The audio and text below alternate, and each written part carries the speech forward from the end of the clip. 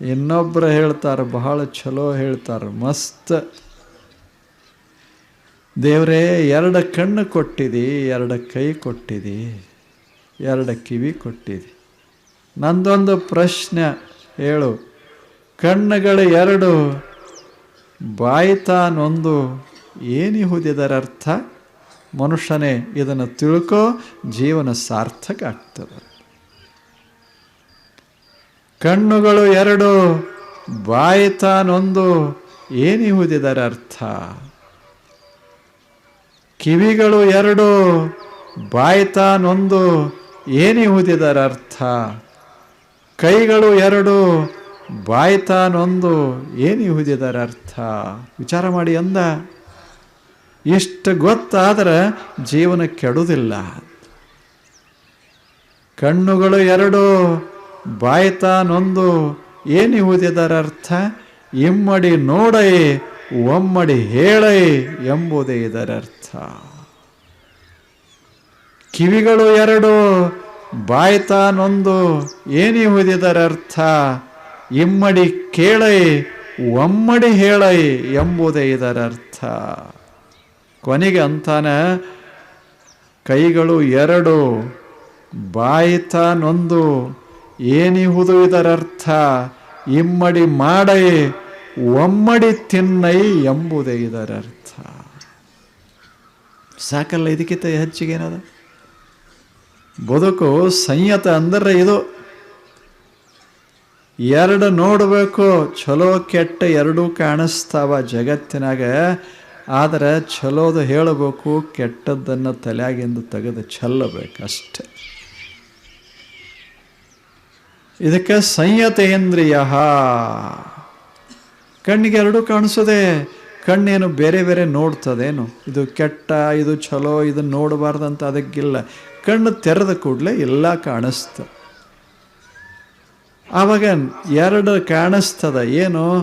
ಒಂದು ಒಳ್ಳೆಯದು ಕಾಣಿಸ್ತದ, ಒಂದಿಷ್ಟು ಕೆಟ್ಟದ್ದು ಕಾಣಿಸ್ತದ, ಒಂದು ತಿಪ್ಪಿನೂ ಕಾಣಿಸ್ತದೆ, ಒಂದು ಹೂದೋಟವೂ ಕಾಣಿಸ್ತದೆ. ಆ ಬಳಿಕ ತಿಪ್ಪಿ ಪ್ರಚಾರ ಮಾಡ್ಕೋತ ಹೋಗಬೇಡ, ಹೂದೋಟದ ಪ್ರಚಾರ ಮಾಡ್ಕೋತ ಹೋಗಷ್ಟೇ. ಇಮ್ಮಡಿ ನೋಡೈ, ಒಮ್ಮಡಿ ಹೇಳೈ ಎಂಬುದೇ ಇದರ ಅರ್ಥ. 2 ನೋಡು, ತಿಪ್ಪಿನೂ ಹೊಲಸು ನೋಡು, ಸ್ವಚ್ಛ ನೋಡು. ಸ್ವಚ್ಛ ಇದ್ದದ್ದನ್ನು ಹಿಂಗೆ ಜಗತ್ತಿನಾಗ ಇಲ್ಲಿ ಸ್ವಚ್ಛದ ಅಂತ ಹೇಳ್ಕೋತ ಹೋಗು. ಇದ ಧರ್ಮ, ಇದ ಸಾಧನ, ಇದ ಸಂಯತೇಂದ್ರಿಯ ನಾಗಿರೋದು. ಇದು ಇಂದ್ರಿಯಗಳ ಮೇಲೆ ಹಿಡುತ್ತಂದ್ರೇನು? ಇದ ಇಮ್ಮಡಿ ಕೇಳೈ, 2 ಕಿವಿ, 2 ಕಿವಿಯಿಂದ 2 ಕೇಳು. ಏನು? ಒಳ್ಳೆಯದನ್ನು ಕೇಳು, ಕೆಟ್ಟದ್ದನ್ನು ಕೇಳು. ಕೇಳಿಸ್ತಾವ, ನಾವೇನು ಮಾಡ್ಲಿಕ್ಕಾಗ್ತದೆ? ಬೈಗಳನ್ನು ಕೇಳ್ತಾ, ಬೈಗಳೂ ಕೇಳ್ತಾವ, ಹೊಗಳಿಕೆನೂ ಕೇಳ್ತಾವ, ಇನ್ನೊಬ್ಬರ ನಿಂದೆನೂ ಕೇಳ್ತಾವ, ಇನ್ನೊಬ್ಬರ ವರ್ಣನೆನೂ ಕೇಳ್ತಾವ. ನಾವೇನು ಮಾಡೋದು ಅಂದ್ರೆ, ಅದರಾಗಿ ಯಾವುದು ಹಿತ ಅದ ಅಷ್ಟು ಹೇಳೋದು, ಉಳಿದನ್ನು ಬಿಟ್ಟು ಬಿಡೋ. ಇಮ್ಮಡಿ ಕೇಳೈ, ಒಮ್ಮಡಿ ಹೇಳೈ ಎಂಬುದೇ ಇದರ ಅರ್ಥ. 2 ಹೇಳಬಾರ್ದು, ಅದೇ ಕೆಡಿಸ್ತು. 2 ನೋಡಿ 2 ಹೇಳಬಾರ್ದು, ಅದೇ ಕೆಡಿಸ್ತು. ಹಾಗೆ 1, 2 ಕೇಳೋದು, 1 ಹೇಳೋದು. ಯಾರಾದರೂ ನಿಂದೆ ಮಾಡಿದರೆ ಊರು ತುಂಬ ಹೇಳ್ಕೊತ ಹೋಗಬಾರ್ದು. ಅವ್ರು ಹಿಂಗಂದ್ರು ಅಂತ ಊರು ತುಂಬ ಹೇಳಬೇಡ. ಚಲೋ ಇದ್ದರೆ ಒಂದಿಟ್ಟು ಹೇಳ್ಕೋತ ಹೋಗು, ಕೆಟ್ಟಿದ್ರೆ ಅಲ್ಲೇ ಚೆಲ್ಲಿ ಹೋಗು. ಯಾಕೆ ತಲೆ ಹೊಲಸ ಮಾಡಿಕೊಳ್ಳೋದು? ಯಾಕೆ ಬಹಳ ತಾಪ ಮಾಡಿಕೊಳ್ಳೋದು? ಎಲ್ಲ ನಡೆಯೋದ ಜಗತ್ತಿನಾಗ ಒಂದೇ ರೀತಿ ಇರ್ತದೇನು? ಊರದ ಅಂದಾಗ ಒಂದು ತಿಪ್ಪಿ ಬೇಡೇನು? ಊರದ ಅಂದಾಗ ತಿಪ್ಪಿ ಬೇಡ? ಊರದ ಅಂದಾಗ ಒಂದು ತೋಟ ಬೇಡ? 2 ಇರ್ತಾವ. ಎಲ್ಲ ಇರೋದೇ. ಈಗ ಮುಂಬೈ ಬೆಂಗಳೂರಿಗೆ ಹೋಗ್ರಿ, ಏನು ಅದ್ಭುತ ನಗರ. ಊರಾಗ ಅದ್ಭುತ ಊರ, ಏನು ಸುಂದರ ಸುಂದರ ಕಟ್ಟಡಗಳು. ಇಷ್ಟೆಲ್ಲ ಇದ್ದರೂ ಸಹಿತ ಒಂದು ಗಟಾರ ಇರೋದೇ. ಇನ್ನು ನಿಮ್ಮ ಹಳ್ಳ್ಯಾಗ ಗಟಾರ ಇಲ್ಲ, ಸುಮ್ಮನೆ ನೀರು ಹಿಂಗೆ ಹೋಗ್ತದೆ.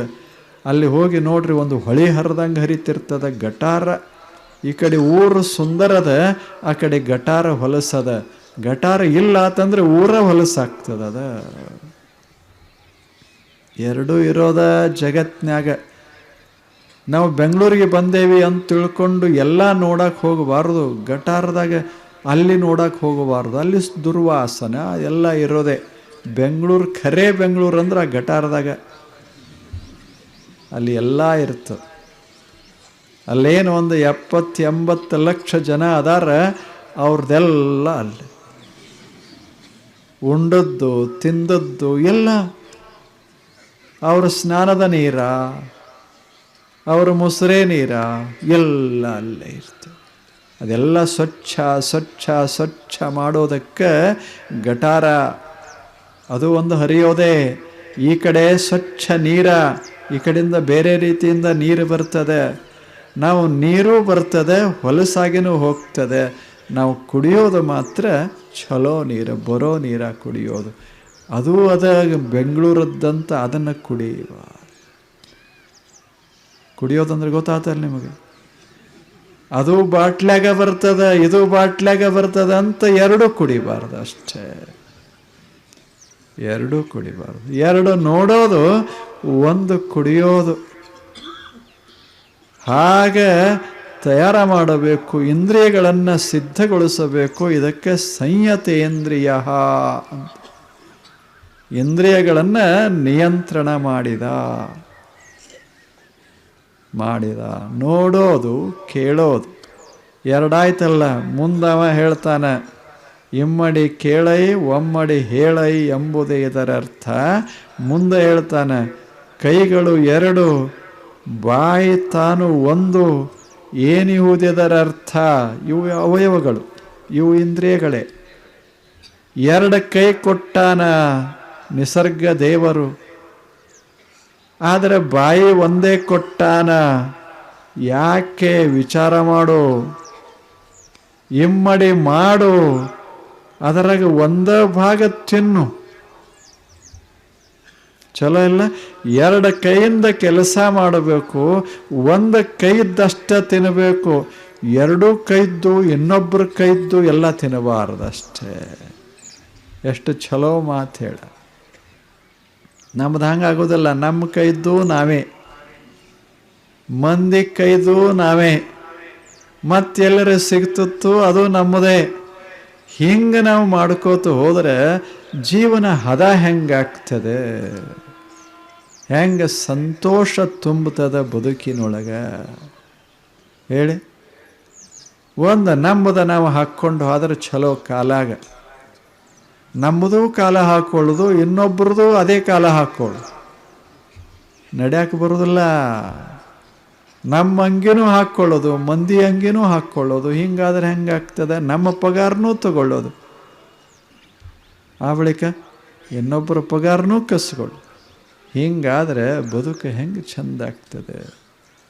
2 ಕೈಯಿಂದ ಮಾಡಬೇಕು, 1 ಕೈದ್ದು ನಮಗೆ, 1 ಕೈದ್ದು ಜಗತ್ತಿಗೆ.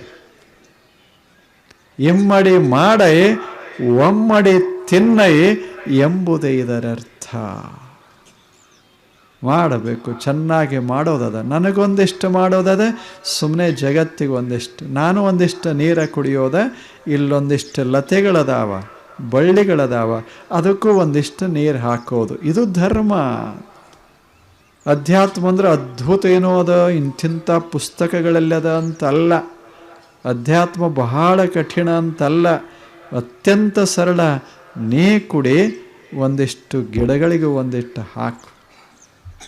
ಗಿಡ ಬೆಳಿತಾವ, ಹೂಗಳಾಗ್ತವ, ಜಗತ್ತು ಸುವಾಸಿತ ಆಗ್ತದೆ, ಸುಂದರ ಆಗ್ತದೆ. ಇದಕ್ಕಿಂತ ದೊಡ್ಡ ಧರ್ಮದ ಕಾರ್ಯ ಯಾವುದದು? ಹೀಗೆ ಮಾಡು. ಬರೇ ಹರ್ಕೋತ ಹೋಗಬಾರ್ದು, ಸ್ವಲ್ಪ ನೀರು ಹಾಕೋತಿರು. ಸಂಯತೇಂದ್ರಿಯ. ಆದ್ದರಿಂದ ಇಂದ್ರಿಯಗಳ ಮೇಲೆ ಒಂದಿಷ್ಟು ಸಂಯಮನ ಇರಲಿ. ಇಂದ್ರಿಯಗಳನ್ನು ಸಂಯಮದಿಂದ ಬಳಸೋ, ಚೆನ್ನಾಗಿ ಬಳಸು, ಬಳಸಬೇಡ ಅಂತಲ್ಲ, ಆದರೆ ಸರಿಯಾಗಿ ಬಳಸು, ಚೆನ್ನಾಗಿ ಬಳಸು,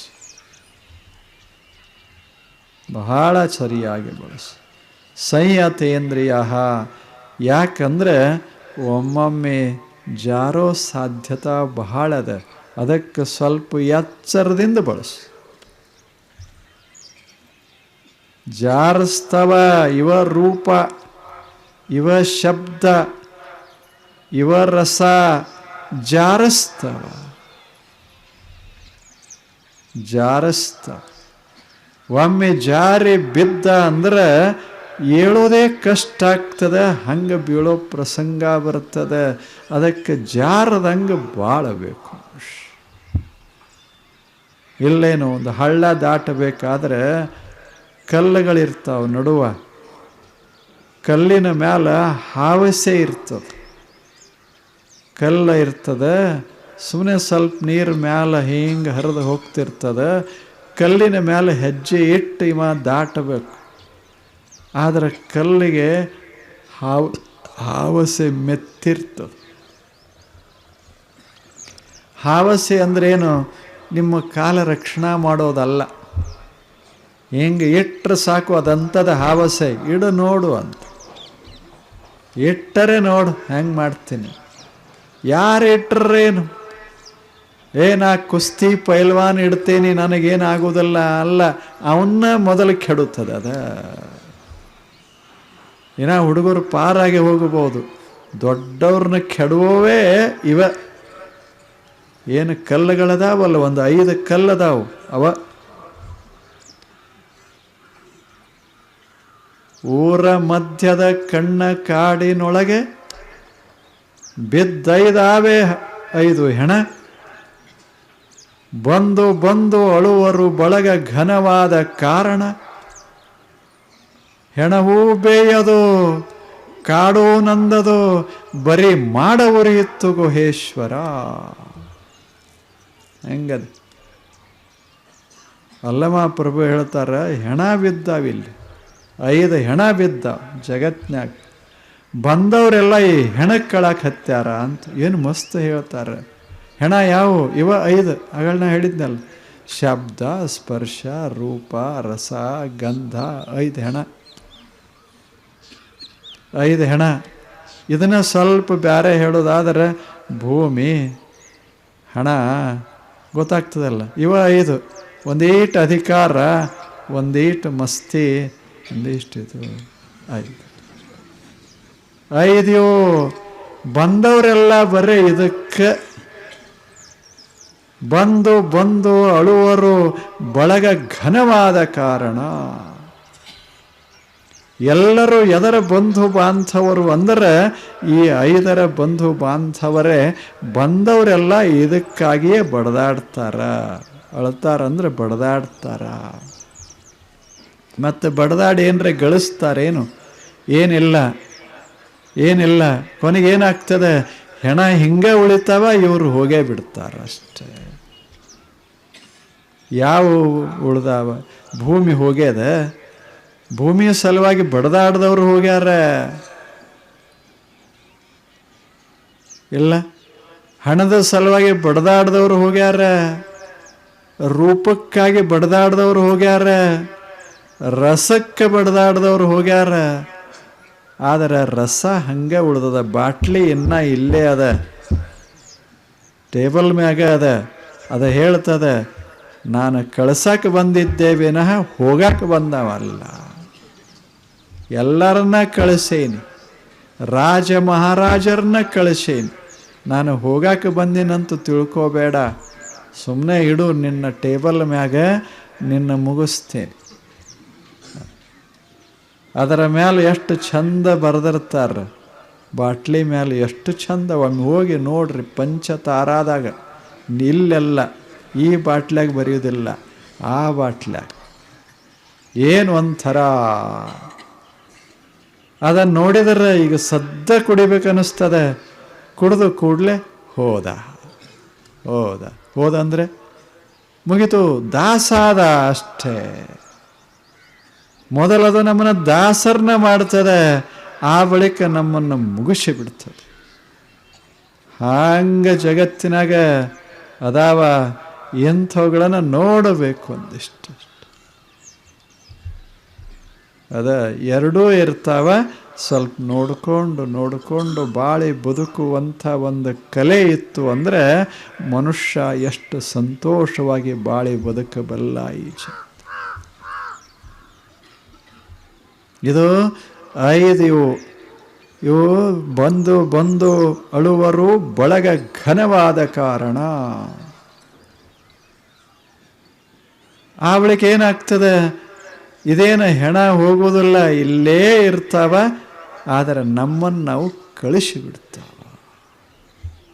ಎಷ್ಟು ಒಳ್ಳೆ ಮಾತನ್ನು 900 ವರ್ಷಗಳ ಹಿಂದೆ ಇದ ನಾಡಿನಾಗ ತಿರುಗಾಡಿದ ಅಲ್ಲಮಾಪುರು.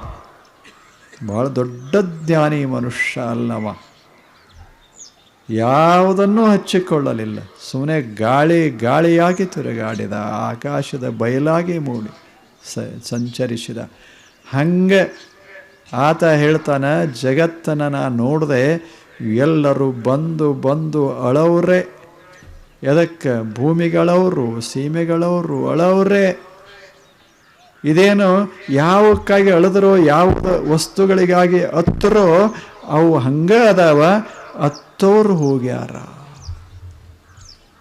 ರಾಜರು ಮಹಾರಾಜರು ಹೋಗ್ಯಾರ, ಕುಡ್ದವರೆಲ್ಲ ಹೋಗ್ಯಾರ, ಆದರೆ ವಸ್ತು ಹಂಗೆ ಉಳ್ದದ, ಇನ್ನೂ ಕುಡ್ಯಾಕದ, ಎಲ್ಲರೂ ಹೋಗ್ಯಾರ. ಹೇಳಿ, ಇನ್ನೂ ಭೂಮಿ ಅದ, ಭೂಮಿಗೆ ಬಡದಾಡ್ದವರೆಲ್ಲ ಹೋಗ್ಯಾರ. ಮನೆಗಳು ಹಂಗೆ ಅದಾವ, ಮನ್ಯಾಗಿದ್ದವರೆಲ್ಲ ಹೋಗ್ಯಾರ. ಯಾರ ಮನ್ಯಾಗ ಹೋಗಿಲ್ಲ ಹೇಳಿ? ಅರಮನೆಯವರೂ ಹೋಗ್ಯಾರ, ಸಾಮಾನ್ಯ ಮನೆಯವರೂ ಹೋಗ್ಯಾರ. ಆದರೆ ಅಲ್ಲಮಾಪ್ರಭು ಹೇಳೋದು, ಬಡದಾಡಿ ಹೋಗ್ಯಾರಲ್ಲ, ಇದು ಭಾಳ ಕೆಟ್ಟ. ಹಂಗೆ ಆನಂದವಾಗಿ ಹೋಗಿದ್ರೆ ಪ್ರಶ್ನೆ ಬರೋದಿಲ್ಲ. ಬಡದಾಡಿದ ನಂದು ಅಂತ ಬಡದಾಡಿ ಹೋಗ್ಯಾರಲ್ಲ, ಏನು ಮಾಡೋದು? ಬರೀ ಮಾಡ ಉರಿಯಿತ್ತು ಗುಹೇಶ್ವರ. ಮಾಡ ಉರಿಯಿತ್ತು ಅಂದರೆ ಬರೀ ಆಯುಷ್ಯ ಹೋಯಿತು, ಹಂಗೆ ಉಳಿತು ಜಗತ್ತ, ಆಯುಷ್ಯ ಹೋಯಿತು, ಹಂಗಾಯ್ತು. ಅದಕ್ಕೆ ಇಂದ್ರಿಯಗಳನ್ನು ನಾವು ಪ್ರೀತಿಸಬೇಕು, ಅವುಗಳನ್ನು ಚೆನ್ನಾಗಿ ಬಳಸಬೇಕು, ಅವುಗಳನ್ನು ಕೆಡುವಂಗೆ ಬಳಸಬಾರದು, ಜೀವನ ಕೆಡುವಂಗೆ ಬಳಸಬಾರದು. ಸಂಯತೇಂದ್ರಿಯ ಶ್ರದ್ಧಾವಾನ್ ಲಭತೆ ಜ್ಞಾನಂ ತತ್ಪರಃ ಸಂಯತೇಂದ್ರಿಯ. ಇದು 3ನೇದ್ದು. ಹೆಂಗೆ ಮಾಡಬೇಕು ಜೀವನ ಸುಂದರ ಆಗೋದಕ್ಕಂದ್ರೆ ಶ್ರದ್ಧೆ ಇರಬೇಕು, ತತ್ಪರತ ಇರಬೇಕು, ಸಂಯತೇಂದ್ರಿಯ. ಇದು ಸಂಯತೇಂದ್ರಿಯ. ಸ್ವಲ್ಪ ಬಿಗುವ ಇರಬೇಕು. ಏನು ಸುಮ್ಮನೆ ನಾಲಿಗೆ ಮೇಲೆ ಸ್ವಲ್ಪ ಬಿಗುವ, ಕಣ್ಣಿನ ಮೇಲೆ ಒಂದಿಷ್ಟು ಬಿಗುವ. ಎಷ್ಟು ಚಂದ ಹೇಳ್ತಾರೆ. ಹೆಂಗಿರಬೇಕು ಅಂದರೆ ಕಣ್ಣು ಬಳಸಿರಬೇಕು, ಆದರೆ ಕಣ್ಣು ಕೆಟ್ಟಿರಬಾರ್ದು, ಕಣ್ಣು ಹೊಲಸಾಗಿರಬಾರ್ದು. ಕೈಯ ಬಳಸಿರಬೇಕು, ಕೈಯ ಹೊಲಸಾಗಿರಬಾರ್ದು. ಆಡಿರಬೇಕು, ಆದರೆ ಮನೆಯ ವಾತಾವರಣ ಕೆಟ್ಟಿರಬಾರ್ದು. ಹಾಗೆ ಉಂಡಿರಬೇಕು, ಆದರೆ ನಾವು ಗುಲಾಮರಾಗಿರಬಾರ್ದು ಅಷ್ಟೆ. ಕುಡ್ದಿರಬೇಕು, ನಮ್ಮ ಪ್ರಜ್ಞೆ ಕಳ್ಕೋಬಾರ್ದು.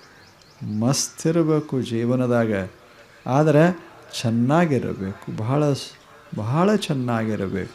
100 ವರ್ಷ ಬದುಕಂಗೆ ನಾವು ಬದುಕೋದದೆ ಅದೇ ಜೀವನ.